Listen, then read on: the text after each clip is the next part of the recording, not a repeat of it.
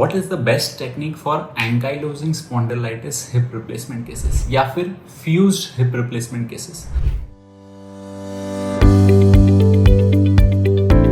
दोस्तों एक commonly asked question है और इसमें प्रूविंग टेक्निक है कि bikini MIS is the best technique all over world.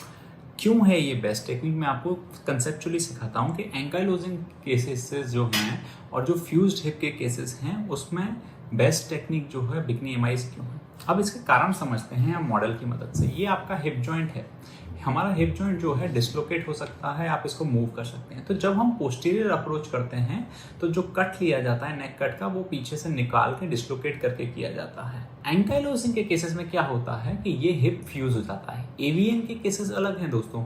Ankylosis में इसमें कोई मूवमेंट नहीं होती और ये एक बोन बन गया होता है, इसमें कोई भी मूवमेंट नहीं होती। तो जिस पोजीशन में पेशेंट हो, जैसे कि आप इस इमेज में देख रहे हो, पेशेंट के पैर मुड़ के और बाहर की तरफ रोटेट होकर फिक्स हो गया।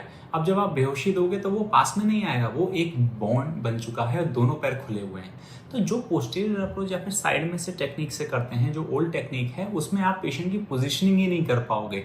आपको इतनी ज़्यादा तकलीफ होगी, नीचे का पैर भी बाहर की तरफ है, ऊपर का पैर भी बाहर की तरफ है, पोजीशन ही नहीं कर पाओगे। ऑपरेशन ऊपर नीचे पैर हो जाएगा, पेशेंट का पैर छोटा बड़ा हो जाएगा। एक और बहुत बड़ी प्रॉब्लम होती है इसमें कि लैंडमार्क डिस्टर्ब हो जाते हैं। आपको पता ही नहीं चलेगा एस्टाबुलम कहाँ है और हेड किधर है। तो आपको एक्सरे की इमेज चाहिए, जो कि बिकनी MIS टेक्निक में होता है कि आप कितना अंदर चले गए, लैंडमार्क्स मिसिंग होते हैं। तीसरा एक और इम्पॉर्टेंट कारण होता है कि एंकाइलोसिस के जो पेशेंट्स होते हैं उनकी स्पाइन भी फ्यूज हो गई होती है, उनकी सर्वाइकल स्पाइन भी फ्यूज हो गई होती है, उनका हिप भी फ्यूज हो गया होता है। तो इनका एक साइड करने से भी पेशेंट डिफिकल्ट रहता है, पेशेंट को बहुत आराम नहीं होता। तो इनमें कई बार हमें दोनों साइड के हिप रिप्लेसमेंट करने पड़ते हैं, जैसे पेशेंट को कम से कम चेयर पर बैठना हम करा पाए। नहीं तो पेशेंट्स इनके ऐसे लेटे रहते हैं, बाहर की तरफ टिल्ट होकर लेटे रहते हैं, वो लेट भी नहीं पाते।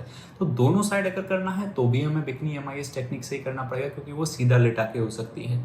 तो इतने सारे एडवांटेजेस जो हैं कि हिप का नहीं निकलना, डिस्लोकेट नहीं होना, चीरा छोटा आना, इंसिजन छोटा होना, आपकी मसल्स को कट नहीं होना, दोनों पैर बराबर होना, पोजीशनिंग में बेटर होना, दोनों एक साथ कर पाना, फ्यूज्ड हिप में लैंडमार्क अंदर ना चला जाए, कब आपका एक्सरेज का यूज होना, इतने सारे प्रूवन बेनिफिट्स हैं डायरेक्ट एंटीरियर बिकनी MIS के कि एंकाइलोजिंग स्पॉन्डिलाइटिस के केसेस में इवन बेस्ट है। AVN में तो बेस्ट है ही है, पर एंकाइलोजिंग में तो दूसरी अप्रोचेस के नुकसान हैं इसके आगे बहुत ज़्यादा। तो होप करते हैं कि आपको समझ में आया होगा कि एंकाइलोजिंग केसेस में क्यों bikini MIS is the best technique.